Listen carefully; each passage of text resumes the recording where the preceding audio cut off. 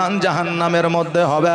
আমার রাসূল বলেছে একজন নারী যদি নামাজও না পড়ে, একজন নারী যদি রোজাও না করে, যদি অসুস্থতার কারণে, যদি তার আপনার কোনো রোগের কারণে যদি এটা হয়ে যায়, আর ওই নারী যদি ইন্তেকাল করে যায়, ওর স্বামী যদি একবার আল্লাহর দরবারে দোয়া করে দেয় যে আমি আমার স্ত্রীর প্রতি সন্তুষ্টিত ছিলাম, আমার নবী বলেছেন স্বামীর এই কথাটার কারণে ওই বিবিকে আমার আল্লাহ তাবারক তাআলা জান্নাতে দেবে, তার জন্য জাহান্নামের আগুন হারাম করে দিবে। জোরে বলেন সুবহানাল্লাহ। বাবাজি ভাইরা আমার মায়েরা, এই জন্য বিবিদের প্রতি আপনারা গুরুত্ব দেন, আর বিবিরা স্বামীর প্রতি গুরুত্ব দেবে। মেয়েদেরকে কিন্তু গোলাম করে বানানো হয় না। অনেক স্বামী আছে স্ত্রীদের গোলাম মনে করে, করে কি করে না?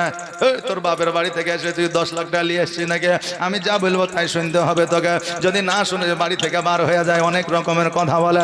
বাবা